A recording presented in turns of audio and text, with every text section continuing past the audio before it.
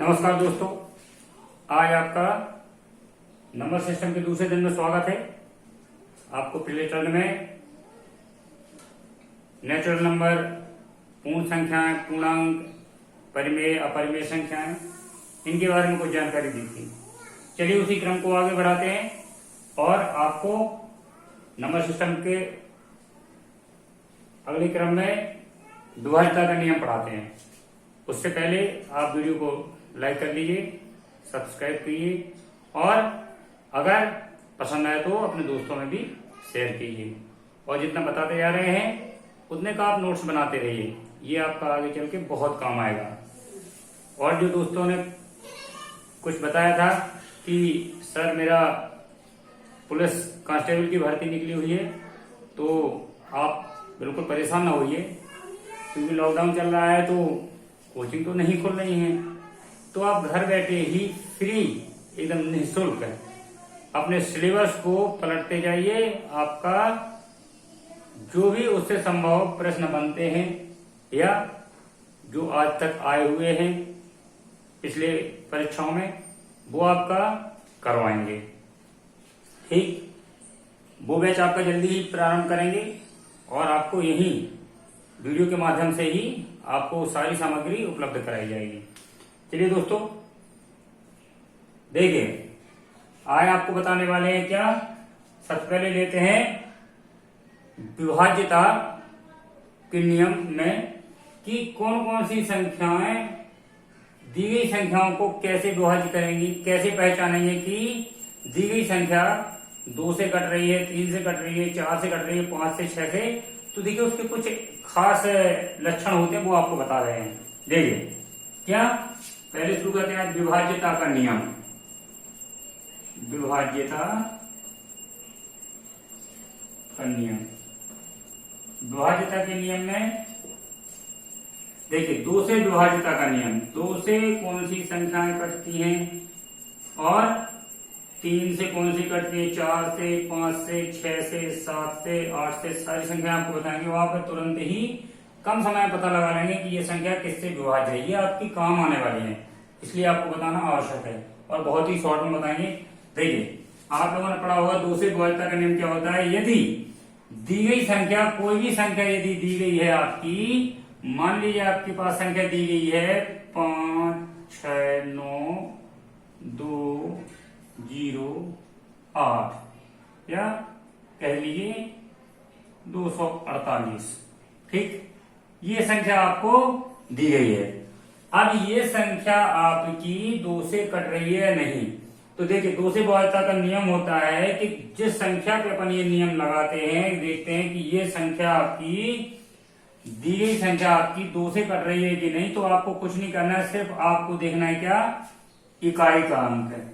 इकाई का अंक आपका अगर 2 से कट रहा है तो पूरी संख्या आपकी 2 से कट जाएगी। और आप 2 का इसमें भाग देंगे, देखिए 2 का भाग देंगे आपका पूरा चला जाएगा, 2 चौको 8, ये आपका भाग 4 बार चला भी गया। तो ये होता है इकाई का अंक। अगर आपका 2 से कट रहा है तो वो संख्या 2 से कट जाएगी। तो 2 से विभाज्यता का नियम क्या है, यदि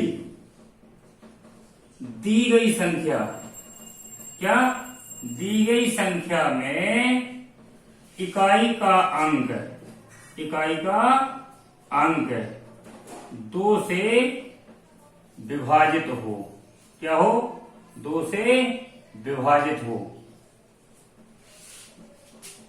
तो संख्या 2 से कटेगी।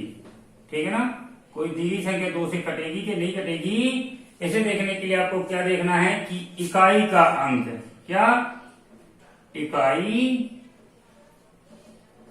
का अंक, इकाई का अंक है जो 2 से कट रहा हो।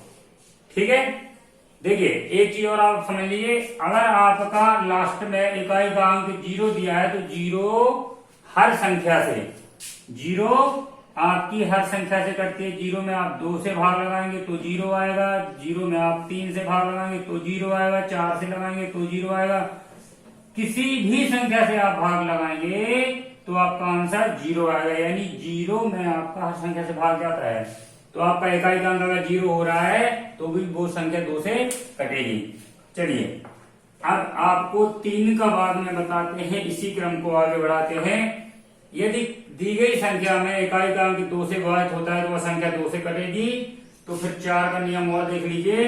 4 का नियम क्या होता है, यदि क्या, अब मैं पूरा नहीं लिख रहा हूं, आप समझ लेंगे। यदि इकाई व दहाई, इकाई व दहाई से बनी संख्या, इकाई व दहाई से बनी संख्या, संख्या चाहे जितने अंकों की हो, अगर इकाई और दहाई से बनी संख्या, जैसे इकाई संख्या ये हो गई और दहाई, इकाई आपकी 8 हो गई, दहाई आपकी 4 हो गई। तो अगर ये संख्या आपकी 4 से कटती है तो पूरी संख्या 4 से कट जाएगी। देखिए आपका 48 कट रहा है क्या, 48 में आप 4 से भाग देंगे, 4 एकम 4, 4 दूनी 8 कट रहा है। ये पूरी संख्या आपकी 4 से कट जाएगी। ये आपका 4 का नियम होता है। 2 के नियम में क्या होता है, यदि इकाई का अंक 2 से कटे, दहाई में क्या होता है, इकाई व दहाई, ठीक है। यदि इकाई व दहाई का अंक, क्या, इकाई व दहाई का अंक है ना, इकाई व दहाई के अंक से जो संख्या बन रही है आपकी, इकाई व दहाई के अंक से आपका 48 बन रहा है, अगर ये आपका कट रहा है तो आपकी संख्या 4 से कट जाएगी। देखिए 8 का नियम देखिए, यदि इकाई दहाई व सैकड़ा, क्या, इकाई दहाई व सैकड़ा से बनी संख्या आपकी 8 से कट रही है तो पूरी संख्या 8 से कट जाएगी। ये लिखा है 5, 6, 9, 2, 4, 8। देखिए आपको देखना है क्या, इकाई दहाई सैकड़ा, यदि इकाई दहाई सैकड़ा से बनी संख्या आपकी 8 से कट रही है तो पूरी संख्या 8 से कट जाएगी। आप 8 का भाग लगाइए इसमें। जब 248 में आप 8 से भाग लगाएंगे तो आपका 8 3 24 और 8 एकम 8, ठीक। ये आपका भाग पूरा जा रहा है, यानी ये संख्या आपकी 8 से ही पूरी कट रही है, ध्यान रखिए। ये आपका 2, 4, 8 का नियम हो गया।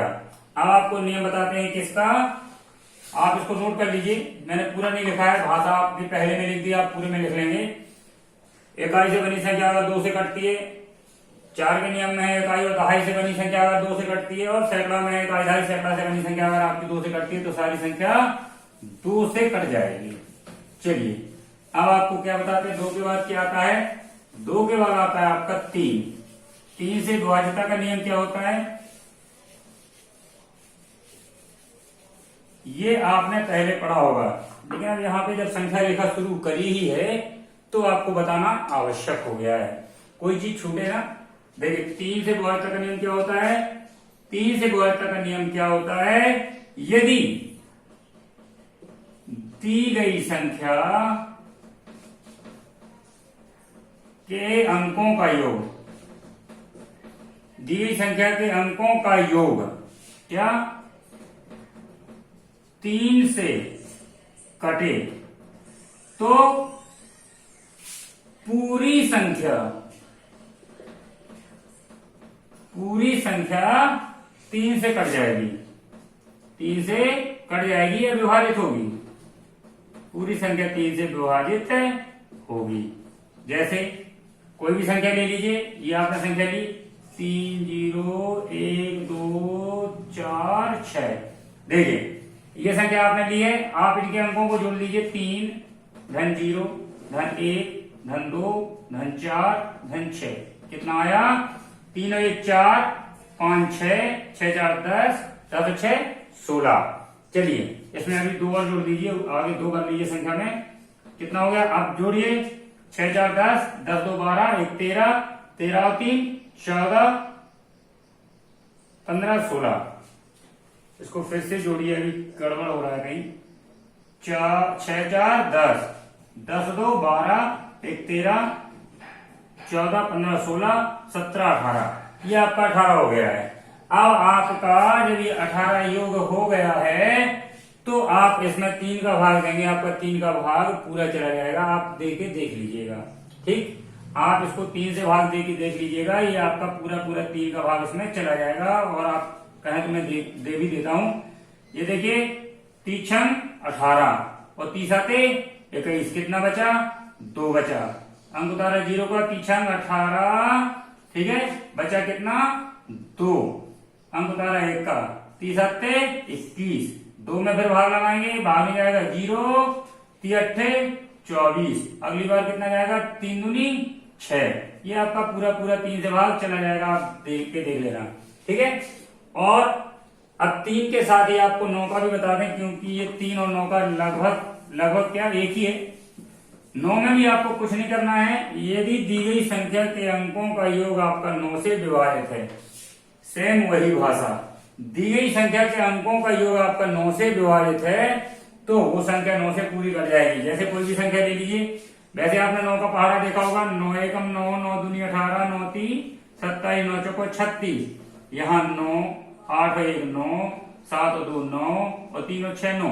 देखिए इसके तो पहाड़ी से पता चल रहा है कि इसके जितने भी गुणज होंगे, 9 के जितने भी गुणज होंगे वो सारे के सारे उनका योग 9 ही होता है। तो जो भी संख्या अपन लेते हैं अगर वो आपकी 9 से कटेगी तभी आपकी पूरी संख्या 9 से कटेगी। जैसे मान लीजिए संख्या आप ले लीजिए, क्या 2 7 9, 5 4 9 या 8 और 1 9, ये संख्या आपकी 9 से कट जाएगी, ठीक है। इसका योग देखिए कितना हो रहा है, 2 7 9 और ये 9, फिर यहाँ ये 9, योग है आपका टोटल योग 27। 27 आपका 9 से कटता है, ये संख्या आपकी 9 से कट जाएगी, ठीक। और ये संख्या में आपका 3 का भी भाग जा रहा है, 3 9 27, ये संख्या आपकी 3 से भी कट जाएगी, ठीक है। यानी जो आपकी 9 से कटेगी 3 से तो वो कटेगी ही कटेगी, क्योंकि 3 का भाग 9 में जाता है, ठीक। आपका 9 का नियम हो गया। अब आपका क्या बचा, 6 बचा है, 7 बचा है और 10 और 11 बचा है। तो देखिए 6 का ऐसा है कि 6 का कोई नियम नहीं होता है, 6 से कोई संख्या तभी कटेगी, कैसे, 6 से आपकी वो संख्या कट जाएगी जिस संख्या में आपका 2 का भाग चला जाए और 3 का भाग चला जाए। जिस दी गई संख्या में 2 और 3 दोनों का भाग चला जाए वो संख्या आपकी 6 से कट जाएगी। देखिए 7 का नियम, देखिए 7 का कोई नियम बना नहीं है, लेकिन 7 के नियम के लिए छोटा सा आपको बता देते हैं। 7 के नियम के लिए होता है जो भी संख्या आपको दी गई है उसका इकाई अंक हटाएं और उसका डबल घटाएं। क्या, इकाई अंक हटाएं, इकाई अंक हटाएं और उसका डबल घटाएं, और उसका डबल घटाएं, तो वो संख्या आपकी जो आएगी लास्ट में, जो भी आएगी, अगर वो आपकी 7 से कट रही है तो 7 से वो संख्या कटेगी। देखिए आपको उदाहरण देके बताता हूं, ये आपका दिएगा 71 68, क्या 71 68, मैंने क्या कहा, इकाई अंक हटाएं और उसका डबल घटाएं। इकाई अंक आपने हटाया, 8 को आपने अलग किया, 8 का डबल कितना हुआ, 8 दूनी 16, घटा दिया, ये आपका इधर 0। अब लास्ट में क्या बच रहा है आपका 7, क्या बच रहा है 7, 7 में आपका 7 से भाग जा रहा है, इसलिए आपका 71 68 में 7 से भाग चला जाएगा। जो भी ऐसा करने पे लास्ट में संख्या बचती है इकाई हटाएं और डबल घटाएं। अगर ऐसा करते करते जो संख्या यहाँ लास्ट में बचती है या तो 0 आएगी या 7 का भाग उसमें जाएगा तो वो संख्या आपकी 7 से कट जाएगी। आप एक दूसरा एग्जाम्पल लेके बताता हूं, कितना, एक और संख्या लीजिए 32 508, क्या 32 508। इसको आप देखिए, इकाई हटाएं डबल घटाएं, देखिए 8 को हटाया, 16 को हटाया, 10 में से 6 गया, आया 4, इधर आया आपका 3, इधर आया आपका 2, इधर आया आपका 3। इकाई हटाएं डबल घटाएं, इधर आपका 8 घट जाएगा, 8 13 में से आपका हट गया, 8 5 13, ये 5 आया, इधर आपका 1 आया, इधर आपका 3 आया। इकाई हटाएं डबल घटाएं, 5 का दुगना 10 घटाया, कितना आया, इधर 1 आया और इधर आपका 2 आया, ठीक है। 21 आपका जो बचा है वो आपका 7 से कट रहा है, 21 जो आपका बचा है वो आपका 7 से कट रहा है। वो आप अभी आगे और नियम लगाएं कि इकाई हटाएं डबल घटाएं, तो ये आपका 21 बचा था, इकाई हटाया डबल घटाया, यहाँ पे 0 बचा। 0 में आपको मालूम है हर संख्या का भाग जाता है, इसलिए दी गई संख्या में आपका 7 का भाग चला जाएगा।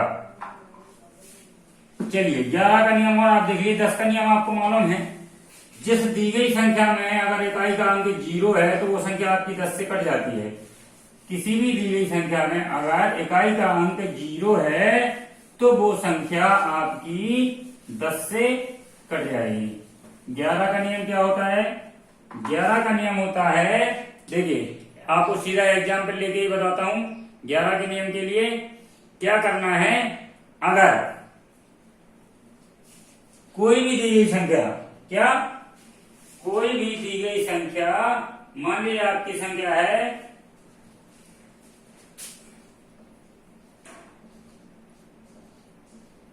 ये, आपकी संख्या है, क्या ये आपकी संख्या है। 11 का नियम आपको बता रहा हूं। 11 का नियम क्या होता है, इसमें आपको कुछ नहीं करना है, सम विषम आपने पढ़ा है। ये आपका सम है, ये भी आपका सम है, सॉरी ये आपका विषम है, 1 पे आया है, ये 3 पे आया है, ये 5 पे आया है, ये आपका कितने पे, 7 पे आया है। और ये अंक आपका क्या है, 2 का अंक है, ये आपका कितने का, 4 का अंक है, ये आपका 6 का अंक है। तो आपको सम अंक और विषम स्थानों के अंकों को जोड़ देना है। उनका अंतर आपका 11 से अगर कट रहा है तो वो संख्या आपकी 11 से कट जाएगी। देखिए सम अंक लेते हैं, सम अंक क्या, सम अंकों का योग और विषम अंकों का योग। देखिए पहले मैं सम अंकों का योग नीचे ले लेता हूं। ये हो गया आपका 2 का अंक, ये हो गया आपका 1, और इसके बाद 1 के बाद आता है आपका 3। ठीक, यहाँ पे सम अंकों का योग कितना हो गया, 3 और 6 9 और 5 14। ठीक, विषम अंकों का योग, विषम अंक आपका 2 है, 2 के बाद ये 3 है, 3 के बाद ये आपका 5 है, 5 के बाद आपका ये 7 है। इनको आप जोड़ लीजिए, कितना आया, 1 और 6 7 और 5 12 और 2 14। ठीक है, कितना हो रहा है आपका, ये आपने जोड़ा नीचे का 5 1 6 3 9, ये आपका 9 आ रहा है। ठीक है, इधर आपने जोड़ा कितना आया, 1 और 6 7 और 2 9, ये आपका 9 हो रहा है। ठीक है, तो अब देखिए आपका सम स्थान और विषम स्थानों का आपने योग ले लिया है। जो संख्या आपको दी गई है, सम स्थानों पे और विषम स्थानों पे जो संख्या दी है उनका योग ले लिया। अब आपने माइनस कर दिया, क्या, सम स्थानों का योग, सम स्थानों का योग माइनस विषम स्थानों का योग।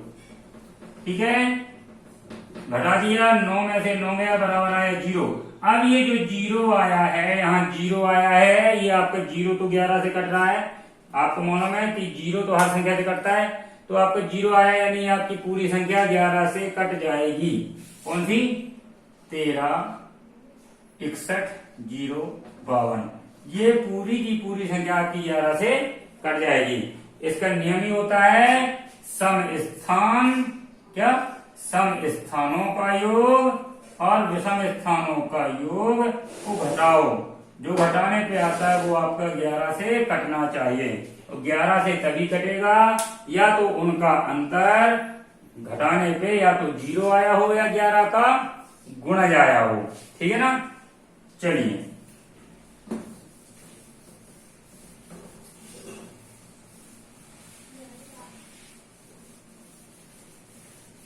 अगर आपको याद हो कि 11 का घन क्या होता है, 11 का वर्ग क्या होता है, तो आपको वहां से भी पता चल जाएगा कि 11 के विभाज्यता का नियम क्या है।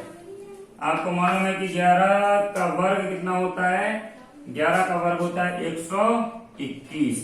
देखिए ये आपका विषम स्थान है, ये भी आपका विषम स्थान है, क्योंकि ये 1 पे है, ये 3 पे है, ये हो गया आपका जोड़ने पे 2, ये आपका सम स्थान है, ये हो गया आपका 2, 2 में से 2 गया है 0। आपकी ये संख्या 121 11 से कट जाएगी। घन आपको मालूम है 13 से 31 होता है 11 का। जब आप सम स्थानों को जोड़ेंगे, 1 को 3 को और 1 को, तो ये आपका आएगा इधर 4, और जब आप विषम स्थानों को जोड़ेंगे तो इधर भी आपका योग आएगा 4, और 4 से 4 हटाएंगे आपका 0 आ जाएगा।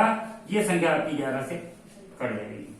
ठीक, चलिए ये तो हो गया आपका क्या, विभाज्यता का नियम। थोड़ा सा ज्यादा खिंच गया, हालांकि आप लोगों को आवश्यक है आप समझ लीजिए, क्योंकि जब आप इनको याद रखेंगे तो आगे आपको कहीं परेशानी नहीं जाएगी। अब देखिए आपको बताते हैं क्या सह अभाज्य संख्याएं। सह अभाज्य संख्या ये भी आपका जानना जरूरी है। सह अभाज्य संख्याएं, सह अभाज्य संख्याएं क्या कहलाती हैं, ऐसी संख्याएं ऐसी संख्याएं जिनका मासा मतलब महत्तम समावर्तक एक हो, जिनका मासा एक हो, तो वो संख्याएं आपस में कैसी कहलाती हैं? सहअभाज्य संख्याएं कहलाती हैं। ऐसी संख्याएं जिनका मासा एक हो वो सहअभाज्य संख्याएं कहलाती हैं। ठीक है, जैसे आपका 1 और 3 ले लीजिए। 1 और 3 का मासा क्या होता है? 1 होता है। 1 और 3 और 7 ले लीजिए। 11 और 23 ले लीजिए और 31 और 29 ले लीजिए। ठीक है, ये सारी की सारी संख्याएं आपकी सहअभाज्य संख्याएं हैं, क्योंकि इनका महत्तम समावर्तक सिर्फ एक ही आएगा और दूसरा कोई ऐसी संख्या नहीं आएगी जो इन दोनों को एक साथ काटे। क्या कोई और ऐसी संख्या है नहीं जो इन संख्याओं को एक साथ काटे, इसलिए इनको क्या बोलते हैं? सहअभाज्य संख्याएं। अब क्या होता है? सहअभाज्य संख्याओं के लिए एक नियम होता है। क्या? अगर दी गई संख्याएं सहअभाज्य संख्याएं हैं, क्या अगर ए और बी आपकी क्या है? सहअभाज्य, ये आपकी सहअभाज्य संख्याएं हैं, तो क्या अगर ए और बी आपकी सहअभाज्य संख्याएं हैं तो आपका ए इंटू बी, क्या ए इंटू बी जो भी आएगा, ए गुणे बी आपका जो भी आता है, तो वो आपकी क्या, अगर आपका जैसे ए और बी सहअभाज्य है, इनका जब आप मासा निकालेंगे तो आपका मासा कितना आना है? ए और बी का मासा आना है आपका क्या? 1। ठीक, इसलिए ये सहअभाज्य हैं। तो अब कोई भी संख्या दी गई है, ठीक है, अगर कोई भी संख्या दी गई है उसमें आपका ए से भी भाग जाता है और बी से भी भाग जाता है। कोई दी गई संख्या मान लीजिए एक्स है जो आपकी ए से भी कट रही है और आपकी एक्स बी से भी कट रही है, तो नियम कहता है कि ये एक्स आपकी ए बी से भी कटेगी। ये आपका एक छोटा सा नियम है, उसको आप देख लीजिए, ज्यादा उपयोगी नहीं है लेकिन कहीं आता है तो आपको बन जाएगा। यदि आपकी ए और बी सहअभाज्य संख्याएं हैं और कोई दी गई संख्या मान लीजिए एक्स है, वो आपकी ए से भी कट रही है बी से भी कट रही है, तो वो आपकी ए बी से भी कटेगी। ठीक है, अगर ये सहअभाज्य हैं। अब देखिए इसी पे एक छोटा सा प्रश्न भी आपकी किताब में दिया गया है, वो आपको बताऊं। प्रश्न क्या है?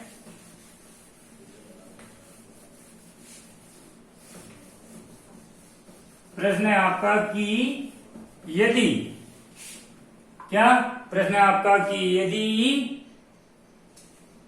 ए और बी, क्या, या 4 और 6 ले लीजिए, 2 संख्या ले लीजिए। यदि आपका प्रश्न बना देते हैं इसको, यदि 4 व 6, क्या, या 4 व 6, यदि 4 व 6 से कोई संख्या कट रही है, 4 व 6 से कोई संख्या कट रही है,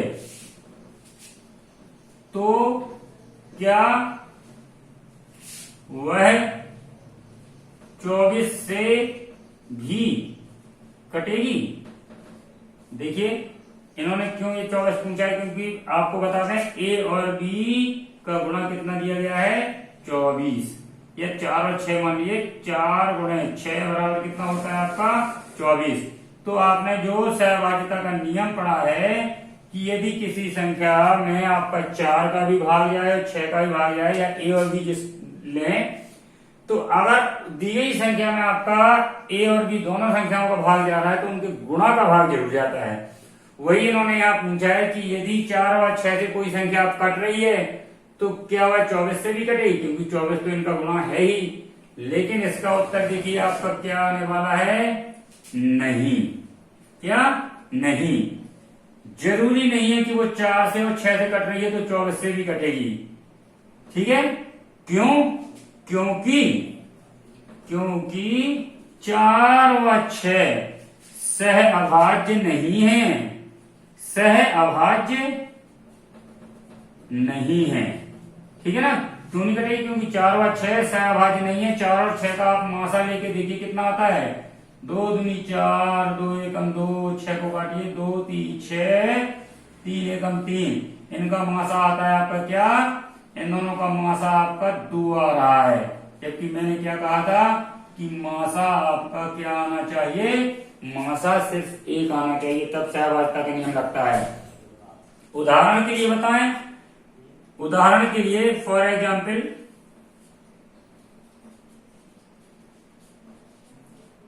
36 है। 36 आपका 4 से भी कट रहा है, 4 नंग 36। ठीक है, 36 में आपका 6 का भी भाग जा रहा है, 6 छंग 36। लेकिन 36 में आप 24 से भाग लगाएंगे तो 24 का भाग 36 में नहीं जाएगा, जाता भाग इसका जाता अगर 4 और 6 सह अभाज्य होती। अब 4 और 6 सह अभाज्य तो है नहीं, इसलिए इनका भाग इसमें नहीं जा रहा है। चलिए, ये आपके छोटे छोटे से सवाल आप किताब में दिए गए हैं तो उनको साथ में लेके चल रहे हैं। बाकी ये आपके आगे बहुत अधिक तो नहीं कहूंगा, लेकिन हाँ कैलकुलेशन में कहीं कहीं अगर उपयोग में आया तो अच्छी बात है। बाकी संख्या रेखा से जुड़ी हुई चीज है, इसलिए आपको बता रहे हैं। देखिए, अब एक भाग संक्रिया और देख लीजिए। भाग संक्रिया क्या होती है? भाग संक्रिया ये भी आपको मालूम होनी चाहिए। इससे संबंधित आपके 4-6 सवाल दिए गए हैं। मान लीजिए आपने कोई संख्या a में b से भाग दिया, b से भाग दिया और कितनी बार गया? q बार चला गया। ठीक है, और जितनी q बार गया जो भी आया उसमें से घटाया तो r आपका शेष आ गया। क्या आ गया? शेष। आपको मालूम है b को अपन क्या बोलते हैं? भाजक। a को क्या बोलते हैं? भाज्य। जिसमें भाग जा रहा है उसको बोलते हैं भाज्य। इसको बोलते हैं क्या? भागफल। ठीक है, इसको भागफल बोलते हैं। तो भाग संक्रिया कहती है कि आपका a बराबर कितना होगा? देखिए, b और q का गुणा कर दें और r को जोड़ दें तो आपकी संख्या a आ जाती है। ठीक है ना, तो a बराबर क्या हो जाएगा? b q plus r, b into Q plus r। देखिए, आपको एक उदाहरण देकर बताऊं। जैसे आपको ये 23 दिया गया है, 23 में आपने 4 से भाग दिया, 4 से भाग दिया कितनी बार गया? 4 पंचे 20। ठीक है, इधर कितना बचा? 3। अब आप जब 4 और 5 का गुणा कर देंगे तो आपका 23 के बराबर कैसे आएगा? 23 बराबर होगा आपका 4 गुणे 5, 4 गुणे 5 धन शेष 3 करना है। देखिए कितना हो जाएगा? 4 पंचे 20 धन 3 बराबर आपका 23 आ जाएगा। यानी कि आपका भाजक और भागफल का गुणा कर दीजिए, उसमें शेष को जोड़ दीजिए, आपका भाज्य आ जाएगा। और देखिए, जो आपका r होता है, आपका शेषफल जो बचता है, ये हमेशा b से तो क्या होगा? बड़ा होगा। r आपका जो बच रहा है, सॉरी, ये जो आपका r बच रहा है ये आपका b से क्या होगा? छोटा होगा। और 0 से बड़ा होगा या 0 के बराबर होगा, क्योंकि अगर ये b से छोटा ना होता, आपका शेषफल जो बच रहा है, ये यहाँ पे 3 बच रहा है, अगर ये आपका 4 से छोटा ना होता तो एक बार भाग और ना चला जाता। इसलिए जो आपका शेषफल बचता है ये हमेशा भाजक से छोटा होता है या फिर 0 बचा करता है। इसको आपको ध्यान रखना है। इससे संबंधित आपके प्रश्न पूछे जाएंगे। ठीक है ना, और अपनी किताब में उठा के देख लेना, 4 से 8 सवाल भी इससे संबंधित तो हो सकते हैं। हालांकि वो इतने सीधे सीधे नहीं होते हैं कि आपसे कह दिया जाए कि आप 23 में 4 का भाग लगाइए, भागफल और शेषफल ज्ञात करिए, ये नहीं पूछेगा आपसे। चलिए अगला देखिए। देखिए, एक आपको इसी संबंधित प्रश्न बता दूं, फिर अगले वीडियो में आपको बताएंगे, कुछ सवाल भी आपको बताने थे।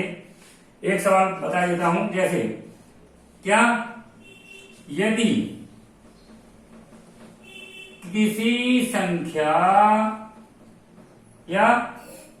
संख्या में 324 से भाग देने 324 से भाग देने पर शेष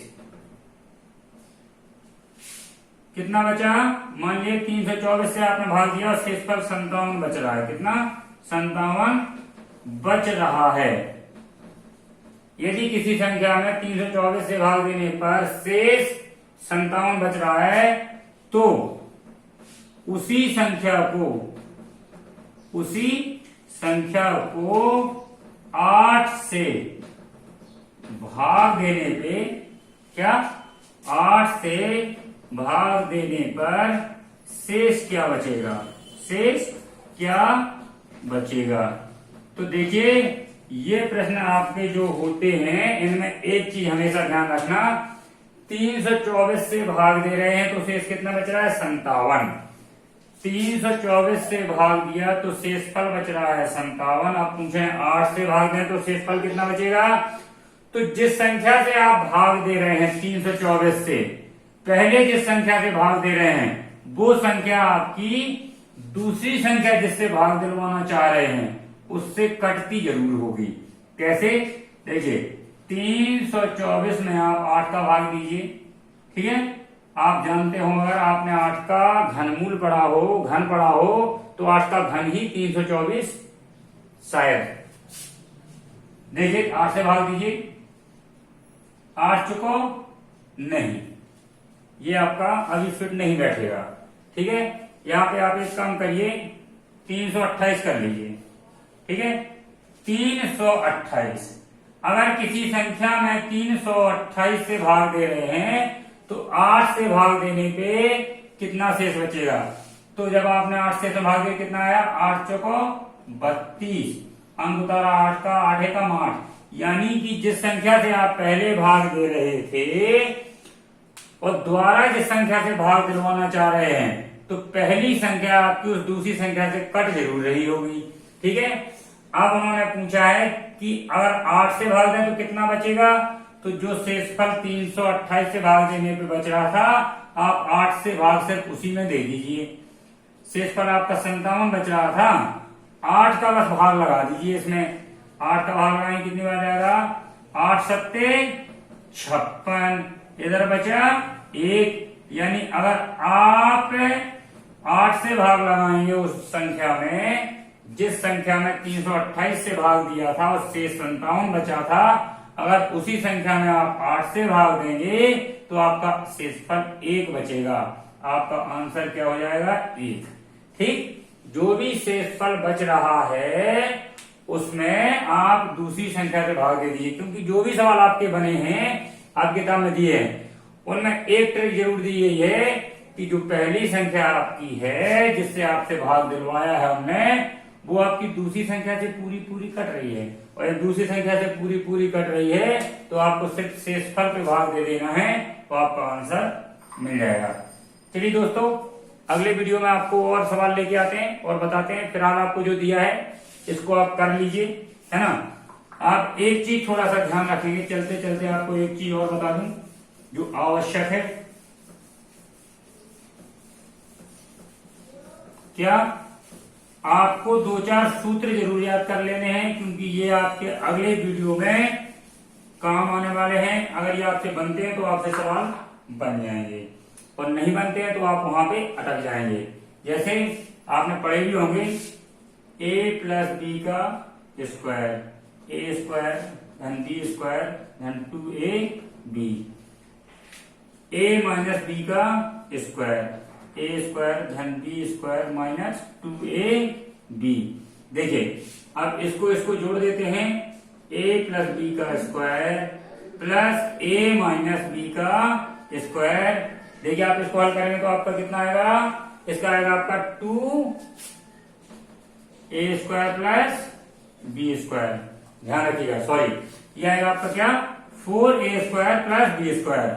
और जब आप इन्हीं दोनों को घटा लेते हैं, a प्लस बी का whole square minus a minus B का होल स्क्वायर, तो ये आपका कितना आता है? 2ab। ये सूत्र आप याद जरूर कर लीजिए, ये सूत्र के बिना आपका काम नहीं चलेगा। एक दो सूत्र और आपको याद करने हैं। कैसे? वैसे आपने पढ़ रखे होंगे, ए स्क्वायर माइनस बी स्क्वायर बराबर क्या होता है? ए प्लस बी और ए माइनस बी।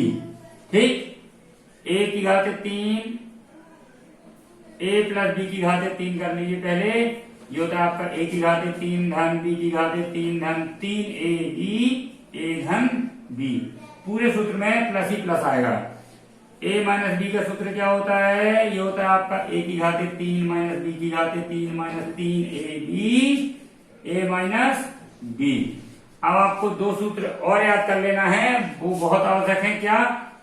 ए की घात 3 धन बी की घात 3, इसका क्या होता है? ए धन B A square minus A B धन बी स्क्वायर। इस सूत्र में आपका सिर्फ एक जगह माइनस ए भी आ रहा है, बाकी पूरे प्लस है। आपको याद करने के लिए बता रहा हूं। ए की घात 3 माइनस बी की घात 3 भी याद कर लीजिए। ए माइनस बी ए स्क्वायर धन ए बी धन बी स्क्वायर।